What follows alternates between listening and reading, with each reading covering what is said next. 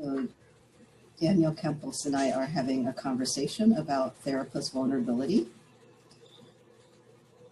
Daniel and colleagues are presenting at Argentina ACBS and on this topic, and he invited me to talk to him a little bit about this. So you wanted to start, Danny, with a definition of vulnerability. So you read my mind, because I was going to ask you what definition you're going to present on vulnerability. And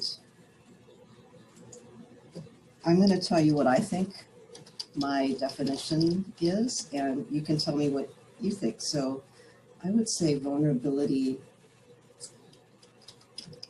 by a therapist is being authentic with one's thoughts and feelings in the service of a client's growth.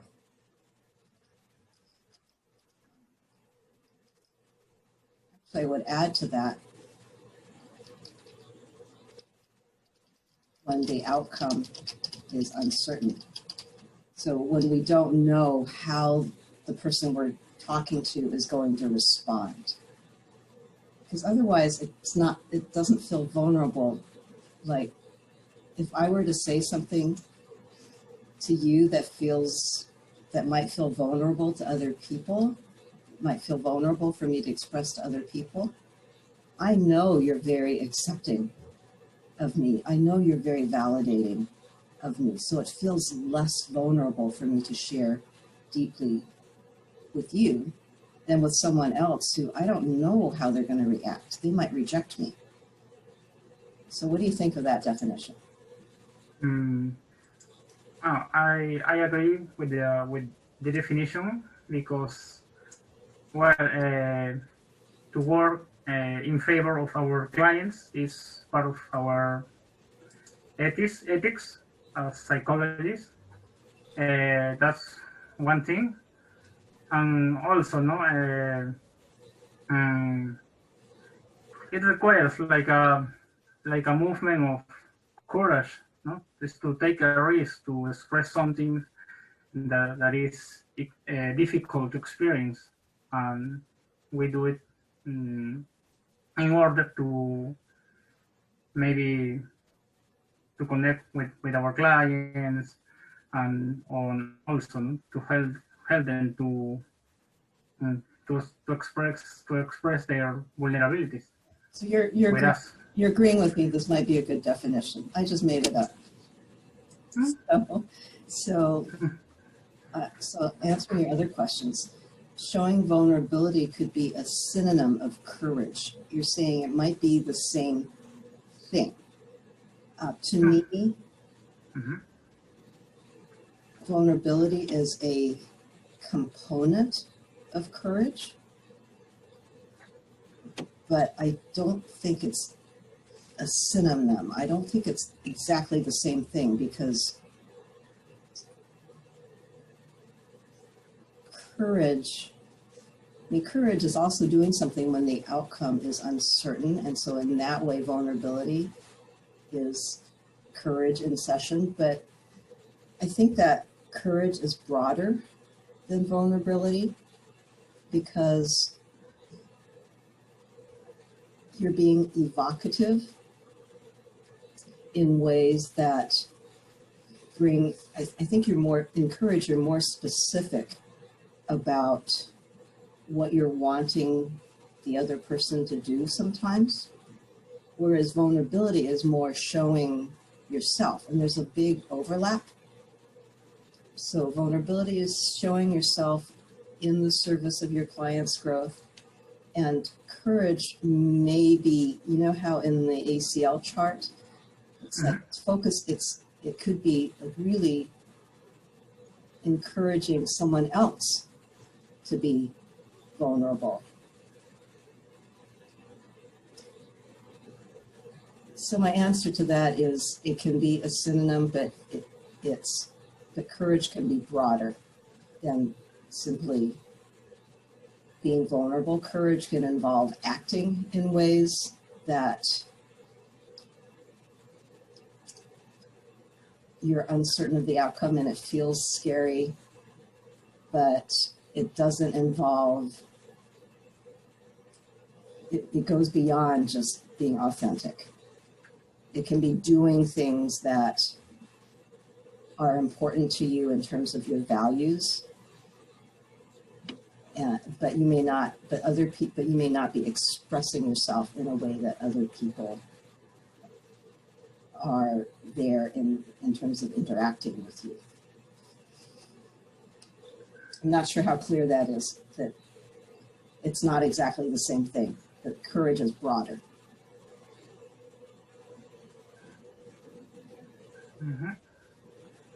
Can we go on to the next question? Oh, yes, yes.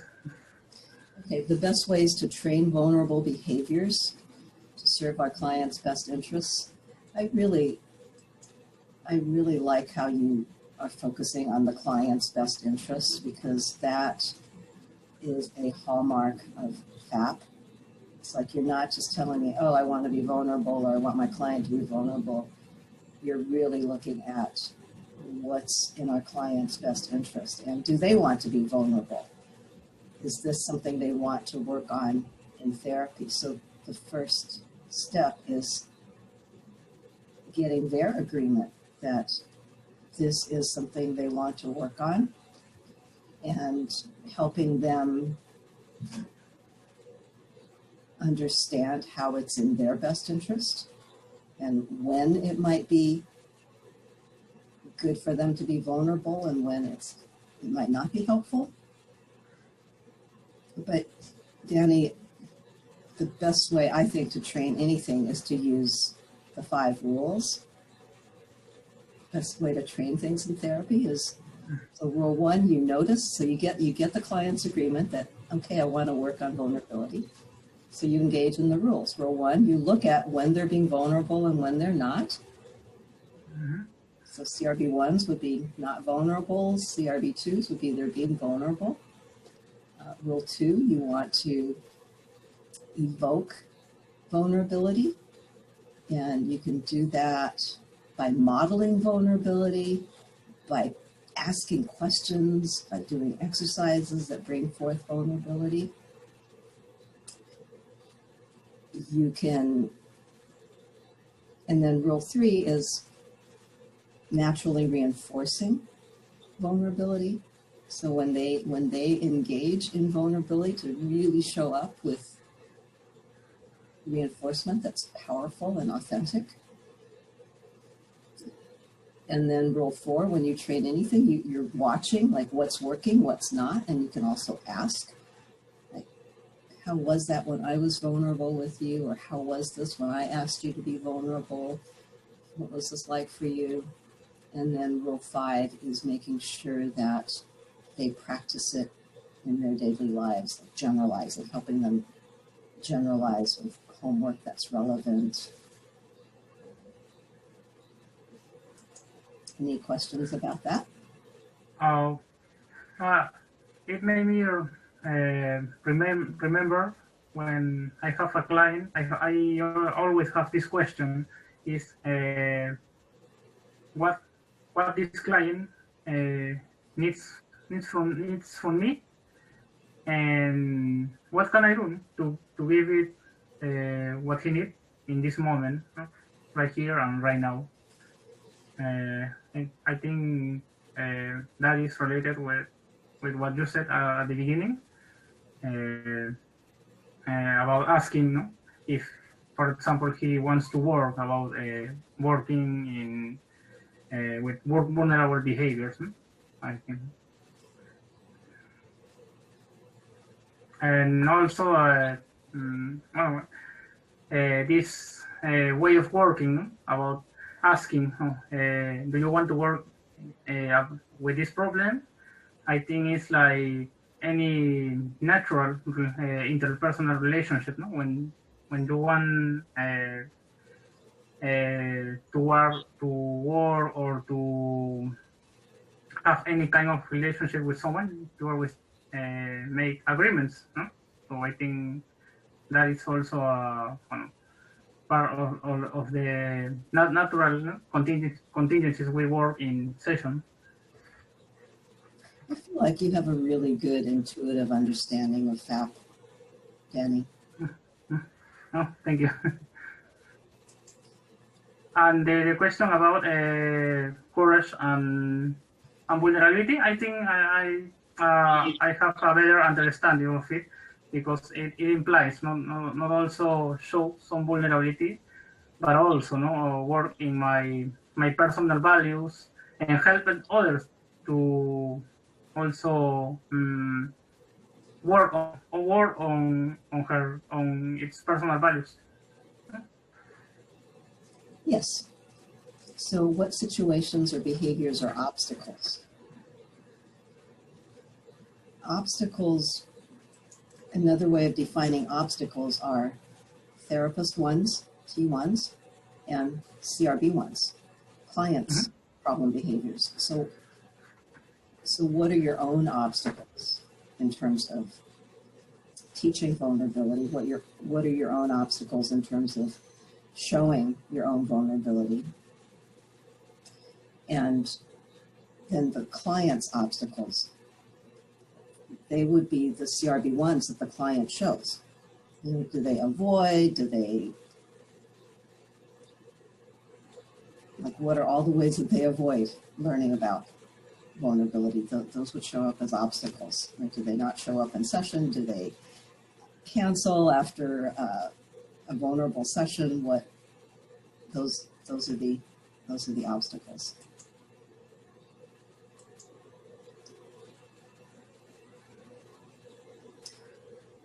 Vulnerability is something to be pursued constantly. I don't know that I want to pursue anything constantly, Danny. It goes back to what's in their best interest, and sometimes it's good to take a break from like constantly pursuing something. After you've had a really vulnerable session, you might want to take some time to do rule 4 and just talk about how was that, what happened, and how does this manifest in your life, or how is this good for you, how was this hard, so you can have a debriefing that's not as vulnerable, and that's okay. I don't expect anyone to be vulnerable all the time. And also there is we can have clients that don't really have problems with showing vulnerable behaviors, no? So I think, yeah, and Danny, this reminds me of, Bob and I were invited we were being hosted in another city by someone who wanted us to give a FAP workshop, and they invited us to dinner, and at dinner, I was involved in this conversation that was very, very deep with people, and several dinner guests started crying, and I thought this was amazing. And my host took me aside and said, Mavis, you don't always have to get people to be so vulnerable in order to connect. Sometimes the best way to connect is just to hang out and talk about regular things, and just being together is fine. And I don't know that I agree with that, because I thought it was an amazing dinner, but he was very uncomfortable, and I think that often I think it's more frequent with men. Like, men hang out and do things together, and it's a way of being close. So there's just lots of different ways of connecting. And I'm thinking of clients who start the session and they want to say, how are you doing? And what do you think of this? They make small talk. And for some people, that's a way of getting close, is to just establish a connection with small talk. So I just want to put that out there, that some people are like that, and you can't push for too much vulnerability too consistently or too frequently. And we have... Do you know what I felt right now?